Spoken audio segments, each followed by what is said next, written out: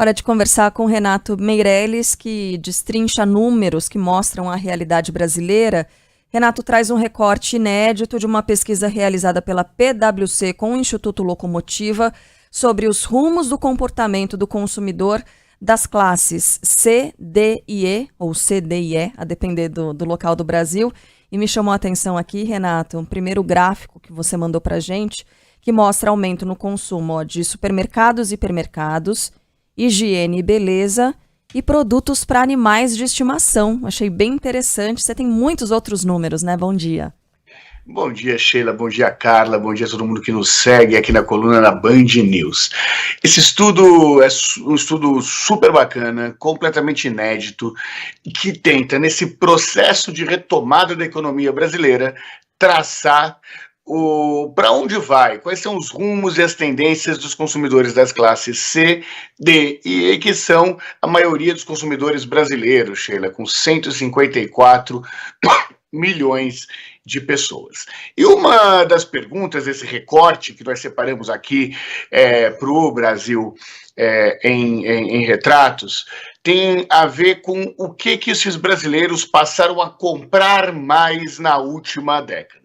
Como você disse, além de comprar mais no supermercado e mais em produtos de higiene e beleza, o terceiro item são produtos para animais de estimação. Esse movimento, que já existia no início da década, Sheila, ele cresceu da década passada, cresceu muito por conta da pandemia.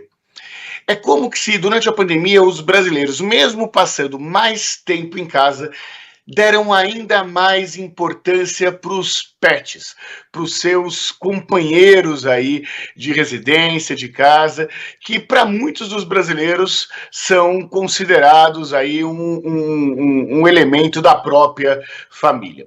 Esse dado é muito bacana se ele vem acompanhado com uma outra informação, essa divulgada pelo IBGE, que mostra claramente que nas últimas décadas dobrou o número de residências no Brasil, né? Saindo aí no início da década de 90, de 35 milhões de residências para hoje, tendo mais de 72 milhões de residências no nosso país. As residências cresceram, o número de pessoas por residência caiu consideravelmente, saiu de quase 4 pessoas e meia por domicílio para hoje 2 pessoas e meia por domicílio. O que as pesquisas do IBGE não mostraram são o crescimento dos números de pet. Tem menos pessoas e mais pets morando nas casas dos brasileiros, em especial dos brasileiros de menor renda, Sheila. E aí, quando a gente olha, a gente está falando aqui do aumento e da divisão ali do consumo nesses últimos 10 anos, mas quando a gente olha para a expectativa de consumo, aí a gente tem uma mudança. Continuam ali supermercados, em primeiro lugar, na sequência higiene e beleza, mas aí não aparecem mais os produtos para animais de estimação, não. Aparecem vestuário, material de construção, eletrônicos, artigo esportivo, um monte de coisa na frente. O que isso significa? Ou seja, que a pessoa tem essa expectativa de consumir isso, mas não necessariamente isso vai se realizar. Isso é o que ela gostaria, mas no final das contas, talvez a gente identifique que o produto para animal de estimação, que aliás anda caro pra caramba, virou um gasto, não só porque as pessoas têm um animal de estimação, mas um gasto representativo, que é caro, é bem caro. Essa diferença entre o que de fato consome e a expectativa, você coloca em que patamares e quais os motivos para essa diferença, Renato? Olha, tem uma diferença basal que tem a ver com o dinheiro disponível para o consumo, né? Então, quando você olha essas expectativas relacionadas ao consumo, nós vimos que é necessário priorizar aí alguns gastos que ficaram para trás, inclusive, durante a pandemia. Tem um outro dado interessante da pesquisa, Sheila, que Nós perguntamos para os consumidores de cada classe econômica se ele deixou de comprar algo por conta da falta de crédito. O que a gente viu? Que 38% das classes A e B deixam de comprar algo por causa da ausência aí de mecanismos de crédito, da disponibilidade de crédito. Na classe C, esse número sobe para 56%, enquanto nas classes D e E, a base da pirâmide de renda brasileira, esse número sobe para 72%.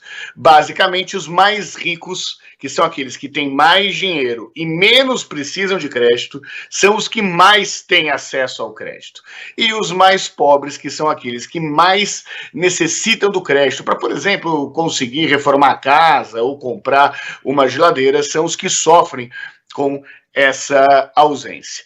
E aí, conversando com a Luciana Medeiros, que é sócia da PwC, nós fizemos uma conta, um gráfico, do que nós chamamos de demanda reprimida, ou seja, quais são os itens que mais esbarram na falta de crédito?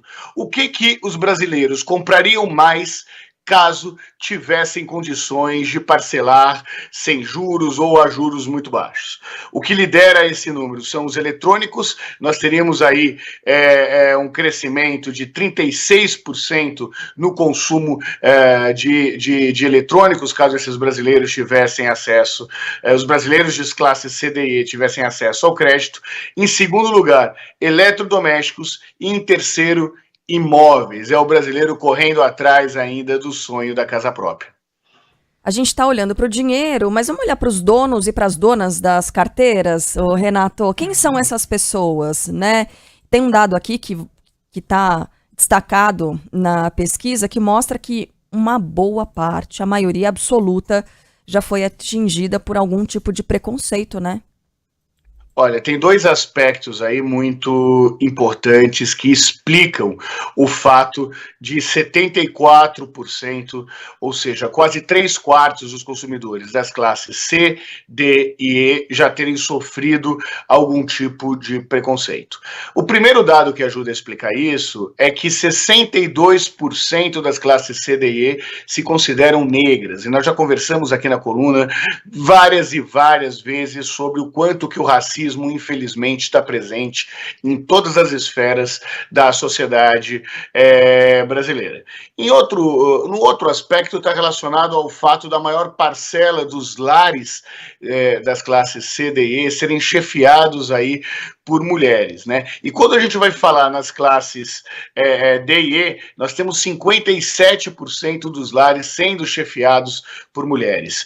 Carlinha, para você ter uma ideia, na classe A e B, entre os mais ricos, apenas 43% dos lares são chefiados por mulheres. Mas, Renato, o que é o fato de ter as mulheres liderando aí os domicílios do mercado da maioria? E o mercado da maioria ser formado, antes de tudo, por consumidores negros, ajudam a explicar os 74% que afirmam ter sofrido algum tipo de preconceito. A questão é muito simples. Ainda tratam de forma pior e preconceituosa dentro das lojas, tanto os consumidores negros quanto as consumidoras mulheres. Uhum. Isso tem um peso, né, gente? É inacreditável que ainda aconteça e aconteça aos montes, infelizmente, né? Como a gente tem a evoluir ainda. Renato tá com uma carinha boa hoje, Sheila, você notou? Por que será, né? Percebeu? Uma carinha de quem ficou até mais tarde, né? Assim, acompanhando alguma coisa. Eu dormi tarde e fiquei feliz. Eu queria, inclusive, aproveitar o espaço aqui para agradecer ao Atlético Mineiro, do meu amigo Felipe Nunes, presidente da Quest, que ajuda consideravelmente, a partir da vitória do Flamengo ontem, o meu time, o Palmeiras, ser o próximo campeão brasileiro. Obrigado, Felipe Nunes, mais uma vez, pelo seu Atlético Mineiro contribuir para a ascensão da Sociedade Esportiva Palmeiras. Essa tá no bolso já, então, Renato? É isso? Eu tenho, dentro da margem de erro, é difícil imaginar que o Palmeiras não será o próximo campeão brasileiro. Tá bom, veremos. Um beijo para você, Renato, até. Bom fim de semana, pelo jeito, domingo vai ser ótimo. Beijão. Estamos otimistas, um beijo enorme e até a próxima. Até.